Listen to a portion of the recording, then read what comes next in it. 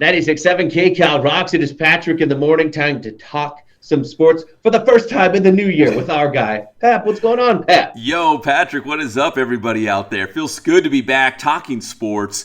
Unfortunately, the big sports headline this week was Damar Hamlin, right? The Bills player who collapsed during Monday Night Football. So first and foremost, before we even talk about the games and what the playoff implications of some of these games coming up this week, we're still concerned about his health and his well-being because we haven't got a lot of details other than he's in critical condition at the University of Cincinnati Hospital. Doctors are doing their best. There has been steady signs of improvement.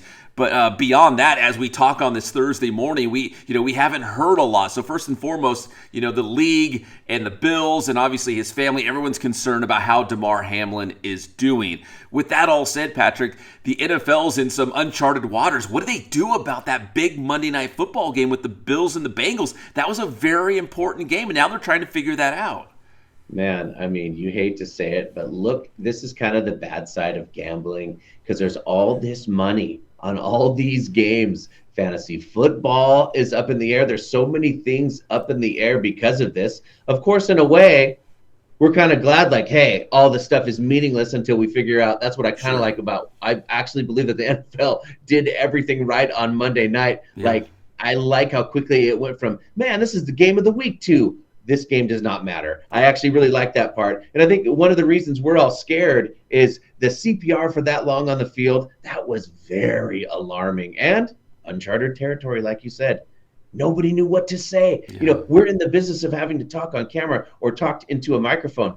And we know what that position is like to where you're supposed to be talking and there's not much to say. I felt for all those people at ESPN, and I thought they did great.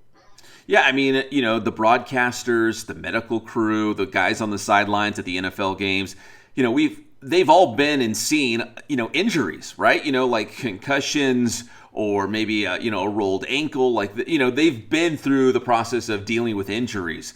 But cardiac arrest, that's something completely else. I mean, as a broadcaster, what do you say when that goes down? As the medical staff, that obviously looked different. There was a different sense of urgency when all that happened. Like, it was, again, none of us have been in that position before, including the staff that was there at the stadium. Like, what do you do? How do you react? And, obviously the guys couldn't go back out on the field and play that game and for the right reasons. Like, how do you do that? Like, one of their brothers almost went down. Like, and again, as we talk this Thursday morning, it looks like he's improving. There's small signs that he's going in the right direction, which is great news. But the aftermath is, there's, what is it? 1 week left of the NFL regular season. Right now, the NFL says they're going to play their regular slate of games, although everyone is going to, in the back of their mind, they're still thinking and praying for Damar Hamlin, but they're going to go out and play games this weekend. And then there's a lot of rumors going around about, they're trying to figure out what they're going to do here. And there's a lot of steam gaining, they say, for maybe a tie or even a no contest and to move on because it's too difficult to try to squeeze in this game now with everything setting up. Maybe a tie would be good because they say, in a sense, it does add to your winning percentage. Believe it or not, you do get a half a win in a tie. So in a sense, both teams would get a half a win because I believe when it does come down to some tiebreakers, winning percentage may matter, especially in this situation. So we'll see what they do. That may happen.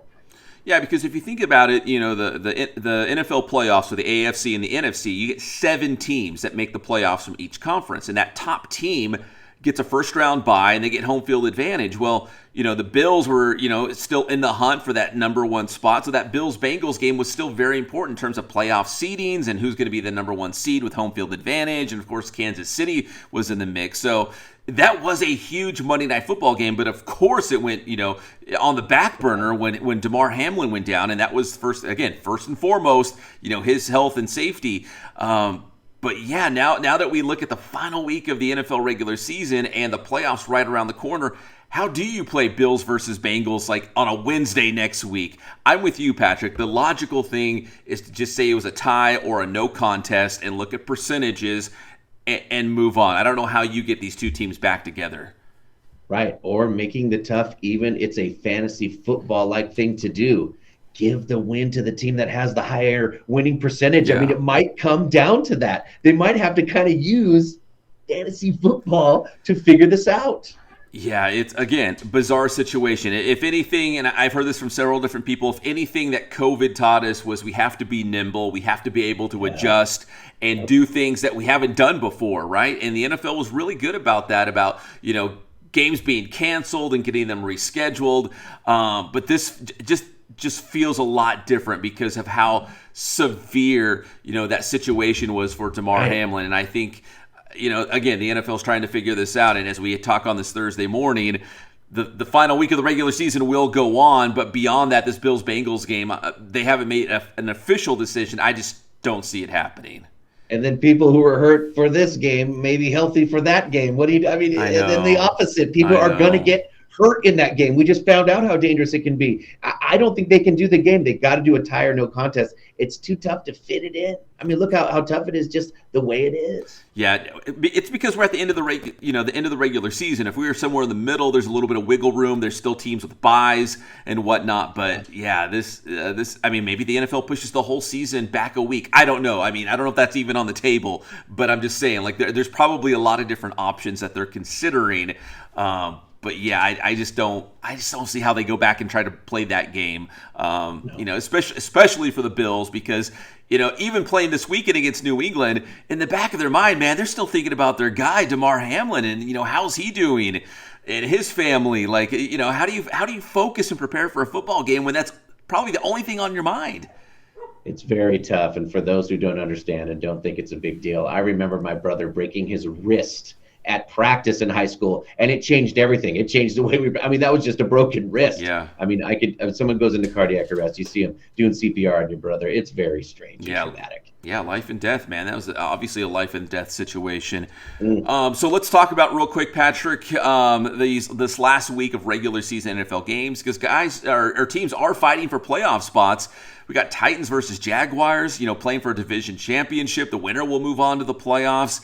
That's in the AFC. We got Steelers, Patriots, Dolphins. They're all in the mix for, a playoff spot in the AFC. And the NFC, I mean, your Seahawks are still in the hunt, man. I mean, Seattle might sneak in there. So there's some very important games going on this weekend. And I should mention the Seahawks are playing the Rams. I know the Rams obviously coming, the worst post-Super Bowl hangover ever. But they could spoil Seattle's, chances to make the playoffs this weekend.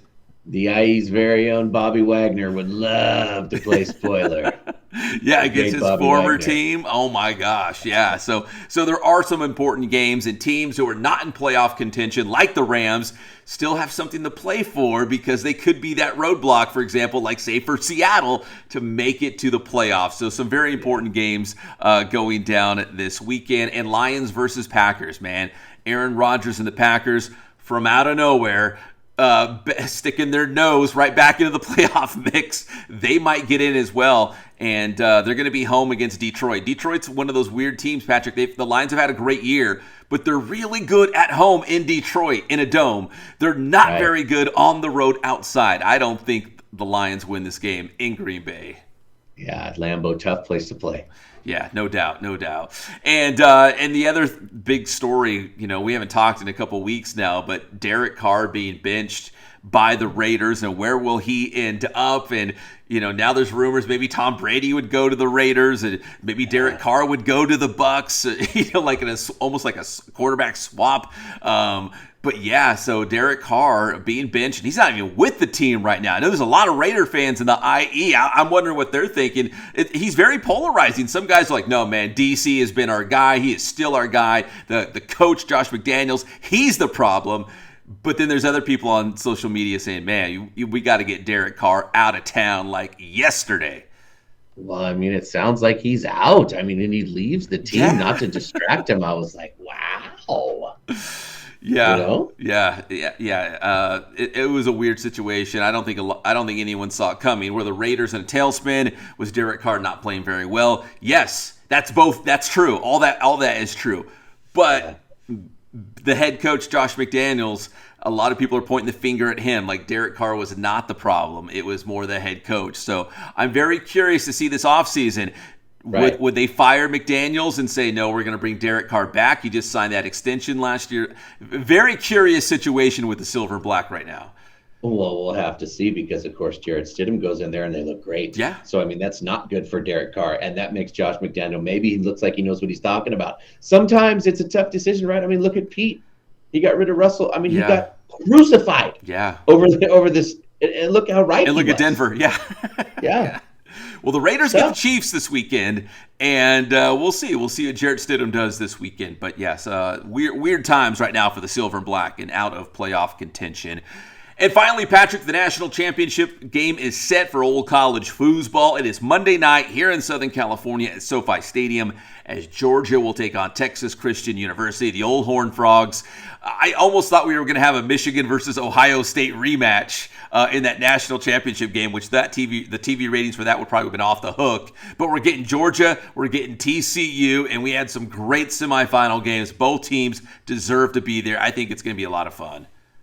A big victory, obviously, for TCU, especially if they're able to pull this off. But, I mean, look at TCU. They said, a school like that couldn't make it to the championship game. They proved everybody wrong, and here they are. If they are able to pull this off, it will be something else. Either way, it will be something special that happens on Monday right here in L.A. It'll be Georgia going back-to-back or TCU, yes, the Horned Frogs coming out of nowhere to win a national championship. That would be wild. Patrick, and I'll make this real quick, TCU beating Michigan in the semifinals to get to the championship game feels a little bit like March Madness, right? Like college basketball. And I can't wait that when college football eventually expands to that 12-team playoff, we might have more of these upsets. Can you imagine like some sleeper team making it to the championship game like we see in college basketball once in a while, or getting to the Final Four? I think it'll be a lot of fun. But seeing TCU in the national finals, pretty cool on Monday night in LA. That's right, man. I can't wait to talk to you on Monday. Speaking of that, we'll be talking on that Monday morning. We'll talk all about it and line you guys up for it and see if TCU can pull it off. Pep, tell me how to get your stuff. Hey, get my stuff. It's always on Inland Sports. You can find it right now. That's Inland Sports, Instagram, Twitter, Facebook, and the Inland Sports YouTube channel. Thanks, Pep.